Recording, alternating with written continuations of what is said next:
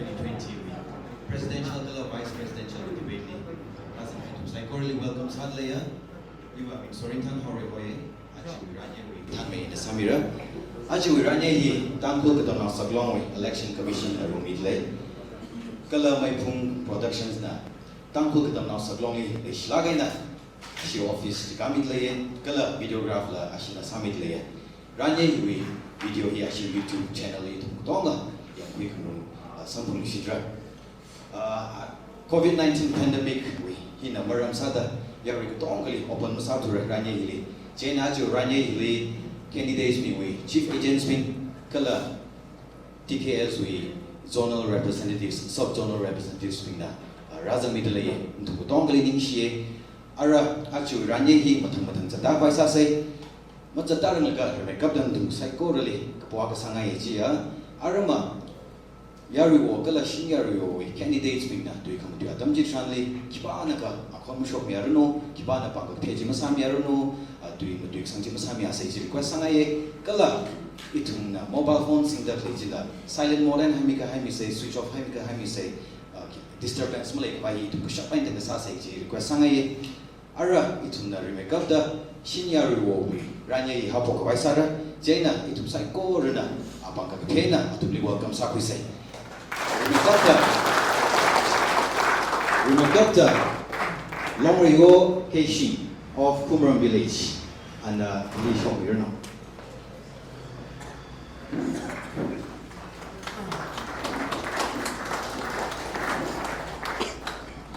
The Kenya Li, Mr. Ramrichan Keishi and the Premier Wenene.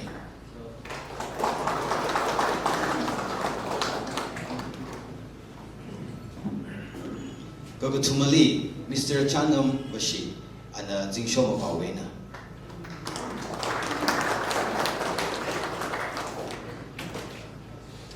Ashigutumina, Tangku Katamna Saklong 2020-2023 10-year away, Shin Yarugowe candidates being there. It was like, welcome, Sami Sen.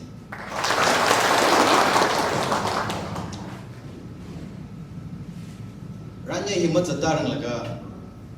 Candidates being briefing with me, Red Cut Yari Bingley. It had a hunting I structure, same Haiti, it was like order in a pop down room like a understanding alcohol only Sangai. Atum Ari sit arrange sadakly hila, fierce Alagan Sak Vida, lottery sugar, a Gaja was sit number like a rapum Serdak lady. Humor of the Kiglajika, Atumli Arama, questions come a Hanji Tiran. Number 1 and Hungary Ture. Same question, see number 2 and Hungary, number 3 and 100. Atumli question avo hi minute ko tumoi bang matu sagre minute ko tumri matu hai chili atum gaji ka thana counter sak ngai candidate akban matu hai chili miya ngai mam ya ngai chili hangsan ngai lega chiwa dami re chiwi chili ko khai chili question ka khanya khang han hi candidate number 2 ling han re and the makeup dang han kare maron da shi atam kuli shi train for 3 minutes each ida sama paisare kala na tungo tongoli person mi kha khanaba questions prepare sa khai bi election commission nak sane kipa khanaba therange arwe atumli mangali shop chi thelega atumli ngam pogore how pok vai sao sei chena remake up the question the sada kuira long relocation ali hi hangai le tampu kedam na siklong here yari wona koi salaga function kasaya long na kane jena nana kiuba maina yaru wo sala shin yaru wo sangai hau klak ji mini ko tum ba na ma ina jo shin yaru wo sagamai sahi tampu mi shoktak lai satak lai election leader by convention ne ka sai da hangi ka ji rian ne ba lai ne kai ne tampu first hi yeng ga aya jam hi chin choi na mingina hang tiga ado ragam sabida ajuga chikan ro ga idu ni ke sana phame hi mai dai da ina shinjaro wo ba mili contesa ga ba i contesa ga ba i persa lega contesa de double laser mini ko tum na mi ai la jena okay ni share ngai ka question ji kuira ro chang ke shin han na li shi tlai na minute ka thum ba ji na ni shimai ka khunga ku bai tangku ke tanau seglong wi rian yang zang ran ni senior yu one year yu himang ne elected member akasada leidale yari wi sheba kasali akui or tada we azingli or kasali da leiba gome kaina senior yu tarakna sak ngai ba elected member akasada akuma tangku wi or kasahi chanilla yari wi mandate kasinga kasada tada yari bingli lama thamai da sun kuigra kala TKS juga nungdi matala kana crisis ka shock che chamila itin yari na kapanga ka thana kasada yari li address sala ka hiba him shu hiba ye ji evening le president yari wo wang issue li yari le le phanga le le in a shin yari wo kasada in a zan ngai ba yari wo kasai li ashi phanga na interest tangku ke tanau seglong interest na outside le ki iwi fullest cooperation ni laga akamang laga saliba iwi ninga jang burden je lakwira laga ini kini masum laga tangku ke tanau seglong wang outside ka wag ji manga hina kui pai ni ki jida thali dei ki wang ina higa kuine kala hili masum laga itum tangku ke tanau seglong yu ni la itum problems crisis rasho ka patam da rabai in a much sang money mai later the presidential candidate wing chaili tangkul ke dan ausag long himam ling kawai bang atum kharani ke ji imi sang lak mane tangkul wi bang ke sangkat atum ot salak re de kharani ji sangi kami komo ka kung sa ji bung di ngui ga haje tram di ina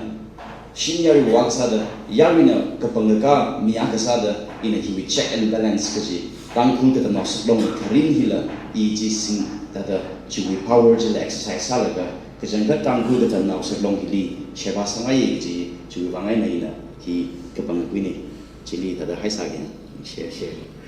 okay achu hili na senior ko sawi bramba adam adam na wa kedong hi itu na tada iram student union kala BYF kala ICB join mi ada tiong mi orang terka TKS ba tangku ke tanau seglong hak makeup ke student badia ke ji aina hili experience malaila ina kathan ka tada ina pesa singa or ithem da ye experience malaila hili kathan ina mui ha da kan ili sak zamang mali ka istam ka dong ne sa chung gi ne tada four corner ni chuga na I experience for john me ka teo me ko wa ki thread it experience ka chi experience ina TKS li president ang sagi ji ina paning ga as experience darga sa ya ni thalagi na musumna bi thang ge jiga la tang khole ni kham ka tam naw ni kham musuma bong ni thang se jiga I experience darga sa jiwa na I sin yar go he ka tyo me da thai na ka te yar go ina jina ina experience ko la ka pai parena ka la tam sikam ni ka ina kula ha da kula yar na ka do mi da ka next time ina hak mai gi ji ka nga ye kari ba ina experience thalagi na ko kam thalagi na khar naw bi kula oza bi dam khui la ka kula TKS ma tha mi da ko mi da thai la ka naw da hak bai hak mai je singe je na azri bai wa senior bo hi bi cham mi ra ji isi shin khur la isi job mi ka thang bi ka to ma ri na ang zenger bo ti sai sa la ina ning jang ma ina ka la khui ngai la ina senior bo ro tom ni election ni na ni den ni pa ka sa ni ka le je na da ka to la ka to mi lo nung san je media ko train na request sa ni share chi thum na tam sin thei la gai na chili la tyo kai kar da na thum mai hang hai thum thlai na bang tu ri pai ni she arwi na thum da hang ka hai ji wa lu ji le ni shi khu alu le na chan sang ngai ka tom ka ngai or ye ka ngai le sa la ta ku bai re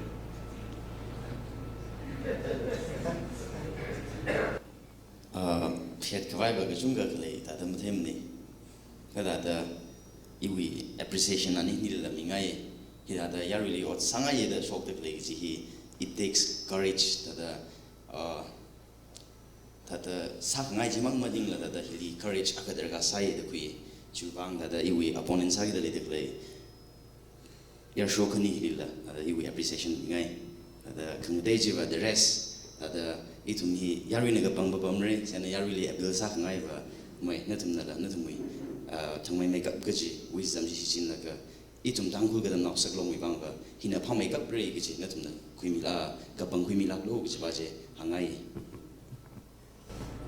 ni che na hang khai la chúng ta tâm khui bay nhiều nhé ok à trong ý vị tâm khui cái gì cũng cái supplement khác sao được khi mà này yari wo contestant sao xin yari wo na contestant lấy cái gì mà yari wo là xin yari wo là cái này elected rồi thế nên 이번 거 지어지는 강단이 좀 크미네 이나 xin yari wo sao được cái là yari wo li suggestion sao là cái influence sao là cái what sao là shabra cái gì vậy cái gì hang chuyện này nó cái đó in là chuyện đó cái cái niệm khmer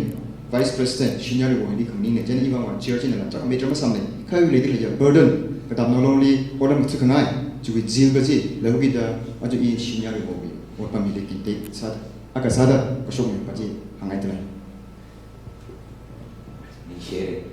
aka clarification sa re le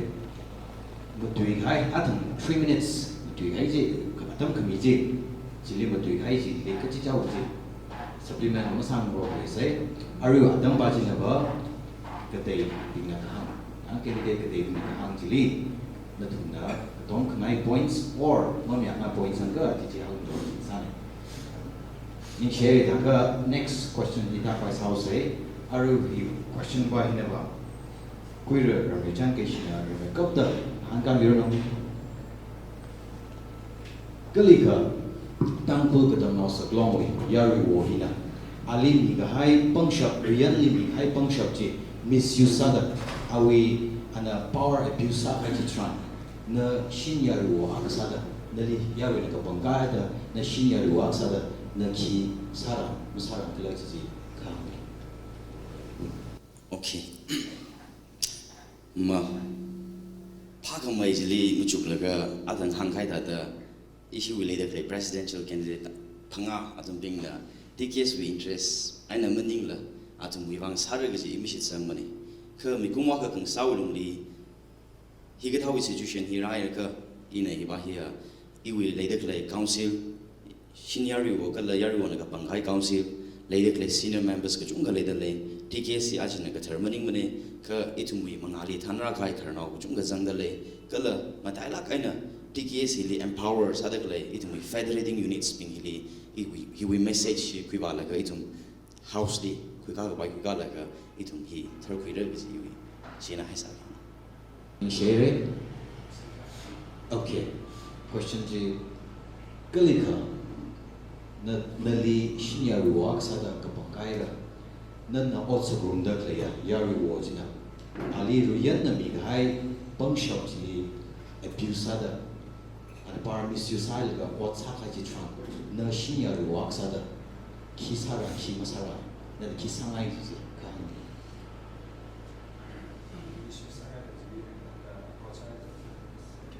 Okay, ni share question one. In a senior was had a curricular yard was Monsieur Sauka Iva Tada Ila Yarwe Sebasalo. For example, according to the question, Kapangai is the Krihoge, Jena Ili Yari or Salos, the Ivi Yari was in it, the Monsieur Sag Ikasai Papamre. Maram he individual in the Tangle Katognobe, Katam Nolan being a my from the Zataklin, Jena Monsieur Salga Ivi Yari ward, the respect of the Tumlagam Papamre. Concerned authority now particular election commission not the concerned authority believe Jan Salve hit hat le human yam the river Tarlaga in Hungary Taklak on the Quisok of and Maraba I am the Tikmazamani I know Miss Salve but Tikmazam Taklak in the Quisok it sui or after this we had it at the high object of Latin and the country we had it Quisok to Nazi Quizan Jimmy Hakasangular and some reason Jada Taklak in a chronological concern authority being hung, where we so kind of easily student in everybody, Matami the Maling, my dad's a park, why? Chronological Katam now, people as well, we could handle the Taklak in a concern, Salaka, Katakan, Bachi, Sakabai, GB, Step, Zipri, Kala, Hilly, Yaribon, and Mrs. Hagadam Tarandi in a senior Wakasada in a Sagi Ziba, first digit had a GB Step, Zipri, Kadili in a cái sai cái người tuân đồng một hay là cái tố mà lấy thay người sao cái hít hạt lấy trên hi thủ mùi suy cái ta này cái tố mà lấy sai được cái mà tháp này áp dụng thì lấy khui vào vai cái là khui cả vai cái sai cái mà bằng là ya rồi lấy chỉ thấy là cái là phong software gì vì energy step rồi share share right ja question ji we long yo ke shin atam yari wala shin yari wala house na or yari ma ka sare jwai na yari wo ma niyo ma chu da organization ji we api ji yari wo ne ka ana long no ji we riyan ji ni ma tu ma kan ta or ana lang da hinda sai ka riyan ji chu da ali shin yari wo li chi shin kai riyan ji chu da ali la na sumba pamra or ali la senior activities senior member meeting asalaga riyan na chu ni ka chu da ali quicker kami action ji senior wo sa da ina queer ji ji zai na ta share 이제 신야를 오고 candidates 중에 어떤 생각이 있지 니엄 저랬더래 이 돈은 지라는 게 렉사네 아그래 지금 어떤 technical issue 왕이나 그 위험해 하고 다 저다 먹어로 봐야 렉사네 근데 어떤 생각이 되게 appreciate 사이 바에 그것도 좀 나한 강아지라 변나가냐 나가냐 한 거지가 어떤 생각이 아루이 나 시도 나한 강아지야 우리 아트니 한 거야 no we opponent chỉ là nó say ali the Thompson ngay or anh hàng cái gì mà miệng ngay lấy đơn là gì hàng cái để sao là chỉ thùng đi chỉ để sao các bạn không lắm này sắm rồi chứ mà controversial sala cái tôi bị mang gì tôi biết okay in share cái thùng mà sao đó ara chẳng có gì nữa hàng camilo Arui question hiva. Ashi ka thumoi biodata li mi ga hai chiwi aina hanra.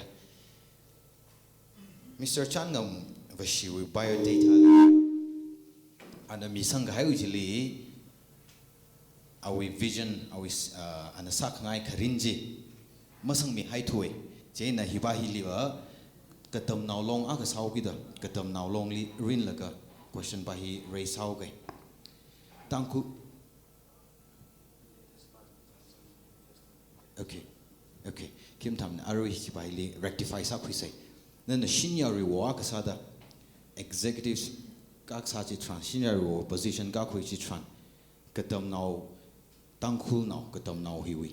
education system hi. Nên ka tha da musum khui ngai ma tha sang sak ngai ka chi chi nên tiao mai ka hang mi. Ning share question we mang in a senior ka kadam tran ka da education system in thamar ka jiga TKS we executive in 265 units later glenil kukuli wala ke check sagi ji maram ne kha concern thada John we ka than bilim thalagina athum le cho chi yang sang milo chi yang sang milo da athum le authorized salaga thalang yang sana klam tam make up the substitute oza are TKS mang ni kham manipur re na tang the substitute oza him sang baim ram sa baim ra da substitute oza he ka in a thaiga khwili ram kala khu ka chung li sa da le substitute oza hi atum oza we training jimma khwila tha class 12 pass ai regular graduate pass ai rajina atum the substitute oza sang sak dak le mam yang ai ne atum mi oza we training basic training la mazang la tha pass ai ji chena substitute oza hi va thakla kaina hi va school ki the restriction hi da sa mi lo da John we concern kathan being president being in charge mi ra kala ka khani le tangkhul tu hi promote sangai dalana like a Mizoram state level university na da aramui tu hi study dam phok haine kha tangkhul tu in a thai khuli Manipur level 12 standard in a tang damang thai khuye in a mangwisa kha kalam daila ke na laka tangkhul tu ke dam jila mainly Yukur district le foothills le da klai tangkhul naw bing wa tangkhul naw mag ni da athumba thada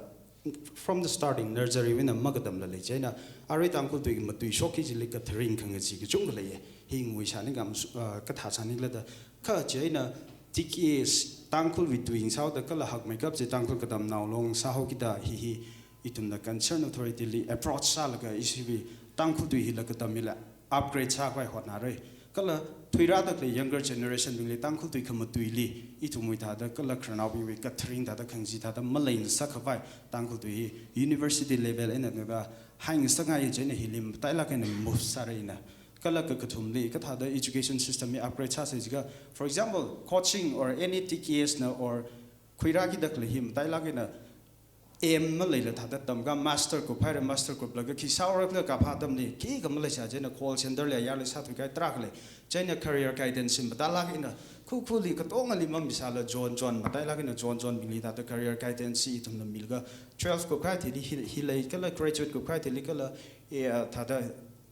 sibai virano kala bang virano hitam khui lagi hi le ji atum ni mathala kina basic foundation ji milaga chi thada thai khui laga atum na vision le laga tamga ka hitada athumui mirini kala athumui career masman merag ji hangai mi kchung ga tang phana uzung ga IAS saki ji kala officer saki ji mi kchung ga call center le o chat lai ki wangla ji ka athumli nui la ka class 12 atam tamli kala graduate tam le ki pa kana career guidance mami thu ki da ki sarak la mathai la thada master le tam ka la ka asama ba ka khyang dam ni for example navy no air force we no master ka ka li ba jingum ji huina ha haida ita da call center li satu ga siman ga track la ye jaina career guidance matala kana career guidance ka chunga ita da john li room milga athum ni basic foundation ji mira kala ina mamya ka ngai wi phongsok phike ji ba for example TKS na or any zone any society na free coaching mira ji dam thran itum na selection test sal go 45% and above being the zangra kala ji ba jingwing ma jang ba je khala ri ga them being coaching go khoi bing kala thangji da extra class ko khoi bing li out of 45 score sa kha khang jana itum ga thawa 45 ma ga la ji tha da free coaching ji ma jang le tha da advantage ko chung le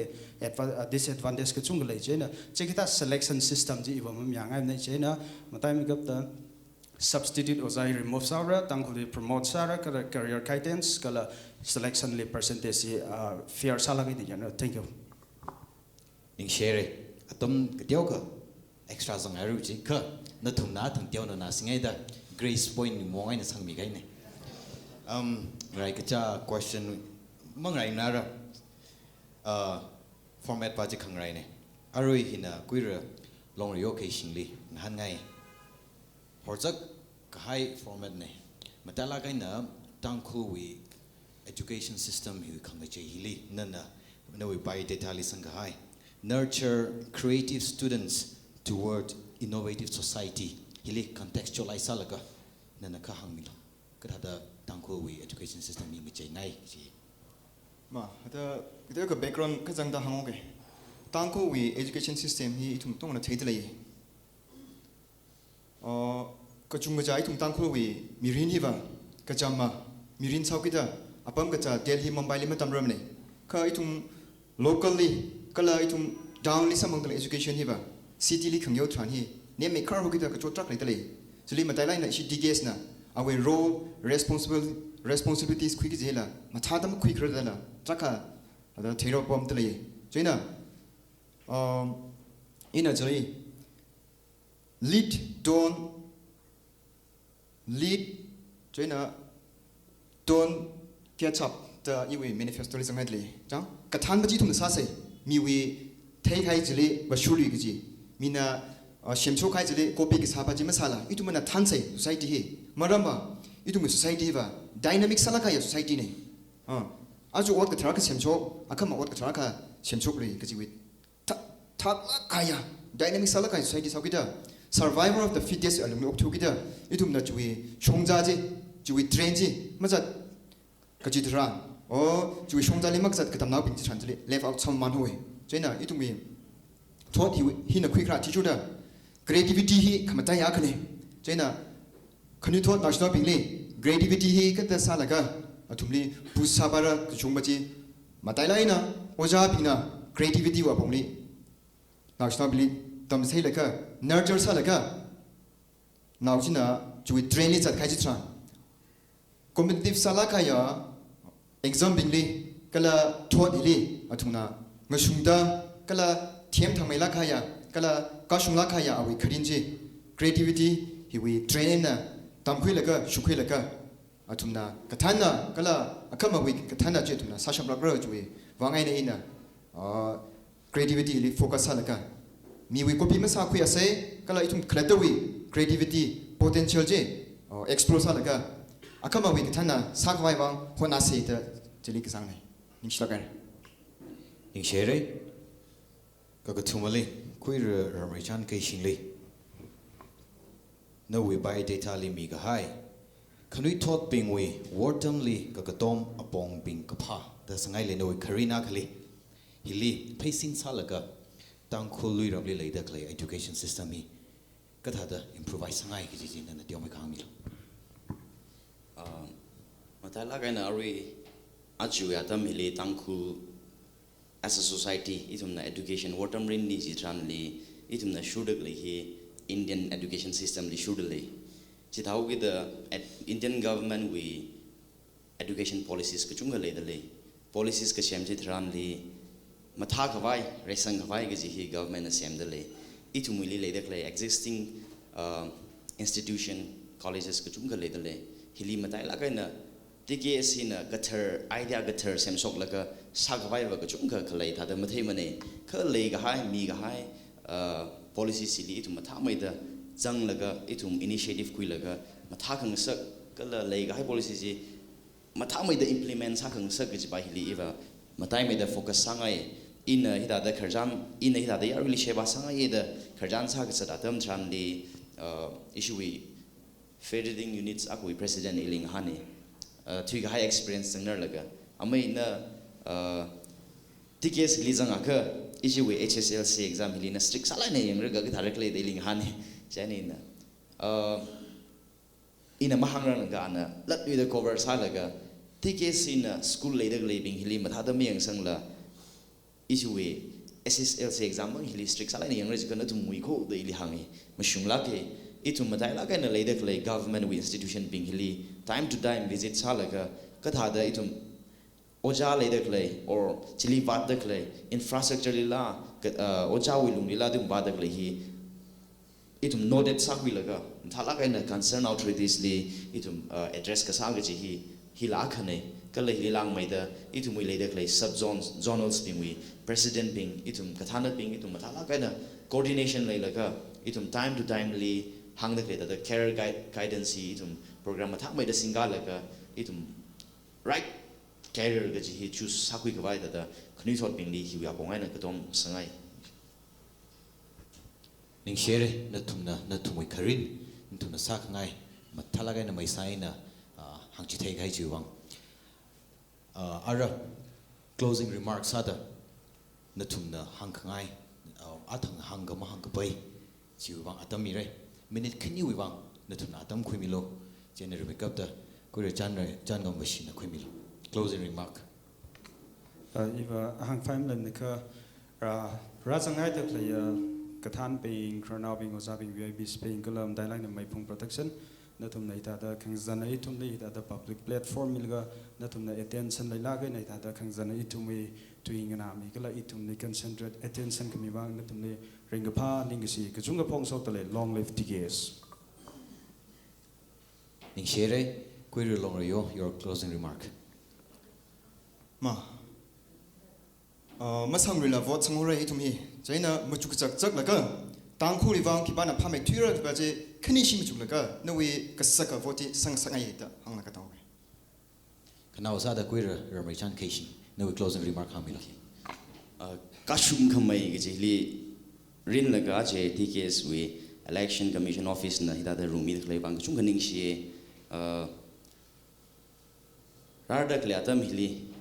shi changai tum ga dong ka hina itum thia make up be da ka shong baning mane itum pha make up be da ka shong baning ne ka itum yuk long li tangkhul wi bang burden le da kharasir ni chuwang itum makna sak chap ki kam lem ne ka le da le tangkhul chum naw sai ko na ka tomi la ka itum tangkhul ka tam naw sak long hi maling mai nga sak sei ge ji bai hang sang ka khang chang sau ning shere shinya riwo we debate ngaphat ngi ei hina ko sang sai re ya sho ko tum hi wang itum na pang polai na phem yaw sai ning shere aro hina ngajang sau re tum sai ko re mahai mai no kiba na ka no tang ko maling mai khwai je atam ji da sai mi jing lo ko to mi jing lo ji hang shere